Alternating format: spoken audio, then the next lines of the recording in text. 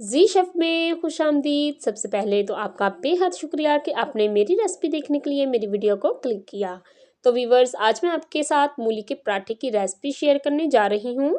मूली के पराठे तो हर कोई बना लेता है, इनको खस्ता कैसे बनाया जाता है, कौन से ऐसे ट्रिक्स और टिप्स हैं जिन पर अमल करके हम मूली के पराठे खस्ता और लजीज बना सकते हैं। मेरी रेसिपी को स्किप किए बिना एंड तक ज़रूर देखिएगा ताकि आप मुझे फॉलो करते हुए मुझसे भी बेहतर मूली के पराठे बना सकें। तो चलते हैं पराठे बनाने की तरफ। बिस्मिल्लाहिर्रहमानिर्रहीम। तो सबसे पहले हम आटा गूंद लेते हैं। आटा गूंदने के लिए यहाँ मैंने 4 कप आटा लिया है।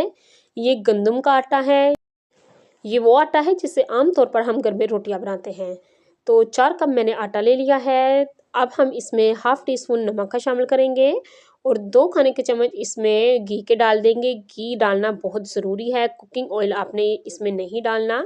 घी से पराठे ज़्यादा खस्ता बनते हैं। अब हम अच्छे से इसकी मिक्सिंग करेंगे। तो इसकी मिक्सिंग हो चुकी है। अब हमने आटा गूंदना है। आटा गूंदने के लिए मैंने पानी लिया है। पानी हमने इसमें यकदम से ज़्यादा नहीं डालना, थोड़ा थोड़ा सा पानी इसमें डालते हुए हमने तमाम आटे को इकट्ठा कर लेना है। तो जी व्यूअर्स, यहाँ मैंने आटे को इकट्ठा कर लिया है। अब हम मुक्कियाँ बनाकर इसका आमतौर पर जिस तरीके से आटा गूंदते हैं इसी तरीके से हमने नॉर्मल सा आटा गूंद लेना है। तो यहाँ मैंने तकरीबन 3 से 4 मिनट आटा गूंदा है। तो कितना स्मूथ सा हमारा आटा हो चुका है। अब हम आटे के ऊपर हल्का सा पानी लगाएंगे और आटे को साइड पे करेंगे।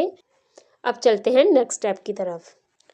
2 अदद यहाँ मैंने मूली ली है। मूली मेरी बिल्कुल फ्रेश है, इसी किस्म की ताज़ा मूलियाँ होनी चाहिए। मूलियों को मैंने अच्छे तरीके से धो लिया है। तो अब मैं इनको छील लूँगी। मूलियों के छिलके मैंने रिमूव कर लिए हैं। तो अब हम इनके ये लास्ट वाला पार्ट और फर्स्ट वाला पार्ट हटा देंगे। अब हम क्या करेंगे, अब हमने एक ग्रेटर लेना है और उसकी मदद से मूलियों को ग्रेट कर लेना है। तो यहाँ हमारी मूलियाँ ग्रेड हो चुकी हैं। तो इसमें काफ़ी पानी होता है, इसलिए पहले हम इसे निचोड़ेंगे। अच्छे तरीके से दबा दबा कर हमने इसको निचोड़ना है। ये देखिए, इसमें काफ़ी पानी है। पहले ही हमने इसका सारा पानी निकाल लेना है। मूलियों को हमने बहुत अच्छे से निचोड़कर इनका सारा पानी निकाल लिया है।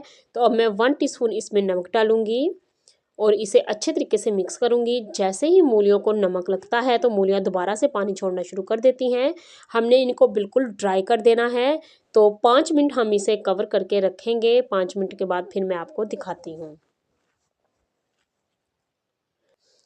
मूलियों को रखे 5 मिनट हो चुके हैं। तो यहाँ देखें, मूलियों ने दोबारा से पानी छोड़ दिया है। अब हम दोबारा से इसे अच्छे तरीके से दबा दबा कर हमने इसका सारा पानी निकाल लेना है। तो वीवर्स, ये देखिए, मूलियों में से दोबारा से नमक लगने के बाद पानी निकल रहा है। हमने इसी तरीके से दबा दबा कर ज़ोर ज़ोर से निचोड़ते हुए मूलियों में से पानी निकाल लेना है। तो यहाँ मैंने इनमें से तमाम पानी ड्राई कर लिया है। अब 6 अदद मैंने सब्ज़ मिर्चें ली थी, उनको बहुत बारीक मैंने चॉप कर लिया। इसमें चॉप की हुई मिर्चें ही हम डालेंगे, नहीं तो रोटियाँ हमारी फट जाएंगी। तो अब हमने इसमें 4 से 5 खाने के चम्मच धनिया डाल दिया है। 1 टीस्पून इसमें हम दोबारा से नमक डालेंगे। नमक आप अपने टेस्ट के हिसाब से कम या ज़्यादा कर सकते हैं। 1 टीस्पून इसमें मिर्च पाउडर डाल दिया है। हाफ टी स्पून हल्दी पाउडर डाल दिया है और 1 टीस्पून इसमें भर के सूखा धनिया डाल दिया है। इसके अलावा इसमें हम कोई भी मसाला नहीं डालेंगे।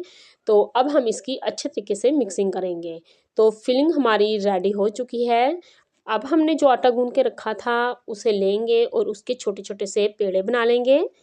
2-2 हमने पेड़ों का एक एक पराठा बनाना है, इसलिए साइज़ हमारा पेड़ों का छोटा ही होना चाहिए। इतनी साइज़ के मैंने पेड़े कर लिए हैं। अब हम एक पेड़ को उठाकर बेलेंगे। थोड़ा सा हमने इसे बड़ा करना है, ज़्यादा बड़ा नहीं करना, इस तरीके से। और दूसरे को भी हमने इसी तरीके से बेल लेना है। अब हम थोड़ी सी फिलिंग उठाएंगे और एक पेड़ पे रखेंगे और इसे अच्छे तरीके से किनारों तक अच्छे तरीके से फैला देंगे। अब हमने जो दूसरा पेड़ा हमने तैयार किया था ये इसके ऊपर रखेंगे और अच्छे तरीके से इसे हाथों की मदद से सील करेंगे। इसे उठाकर हमने अच्छे से सील करना है। मैं आपको दिखाती हूँ कि किस तरीके से। ये इस तरीके से हम दबाते हुए इसे अच्छे से सील कर लेंगे ताकि जब हम इसे बेलें तो इसका अमेज़ा बाहर ना निकले। अब हम इसे डस्ट करेंगे और दोबारा से हम इसे बेल के थोड़ा सा बड़ा करेंगे हाथों की मदद से। काउंटर पे थोड़ा सा आटा डस्ट करेंगे और इसके ऊपर इसे रख के बेलने के साथ बेल लेंगे। जैसे नॉर्मल आमतौर पर हम रोटी को बेलते हैं, बहुत आसानी के साथ बेला जाता है। ये देखिए, मैं आपके सामने बेल रही हूँ, कितना आसान है इसको बनाना। तो माशाल्लाह रोटी को हमने बेल लिया है, इतना बड़ा कर लिया है जितनी हमें चाहिए। अब हम इसे हाथों पे उठाएंगे और थोड़ा सा इसे बड़ा करेंगे तवा मेरा गर्म है, मैंने पहले ही तवा रखा हुआ था। अब हम आराम से इसके ऊपर रोटी को डालेंगे। हमने इसे डालते ही पलट नहीं लेना जब तक कि ये नीचे से हल्का सा सिक ना जाए। तो अब हमने इसकी साइड चेंज कर ली है। हमने इसको ऑयल से फ्राई नहीं करना, हम इसे घी लगाकर फ्राई करेंगे। घी से ये बहुत खस्ता और मज़ेदार बनेगा। मीडियम फ्लेम पर हमने इसे पकाना है। अगर अभी तक आपने मेरे चैनल को सब्सक्राइब नहीं किया तो प्लीज़ कर लें और साथ लगे बेल आइकन को भी दबा लें और ऑल पे क्लिक भी कर लें ताकि मेरी हर नई आने वाली वीडियो का नोटिफिकेशन आप तक सबसे पहले पहुंच सके। तो माशाल्लाह ये देखें, हम इसे पलट लेंगे। कितना खूबसूरत, कितना लुक वाइज अच्छा लग रहा है। इसी तरीके से हमने दोनों साइडों से अच्छे से पका लेना है ताकि कहीं से ये कच्चा ना रहे। अगर आप भी स्टेप बाय स्टेप मेरी इस रेसिपी को फॉलो करते हुए मूली का पराठा बनाएंगे तो इंशाल्लाह आपका पराठा भी बहुत खस्ता और बहुत मज़ेदार, बहुत लजीज बनेगा, आपको बेहद पसंद आएगा। तो लीजिए व्यूवर्स, हमारा पराठा दोनों साइडों से पक चुका है। मैं आपको चेक करवा देती हूँ। तो चलते हैं अब इसकी फाइनल लुक की तरफ। माशाल्लाह सुबहान अल्लाह, कितना खूबसूरत हमारा मूली का पराठा बनकर तैयार हो चुका है।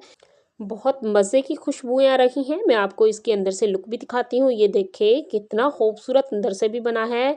माशाल्लाह, ये देखने में जितना अच्छा लग रहा है ना, ये खाने में इससे भी कहीं ज़्यादा मज़ेदार है।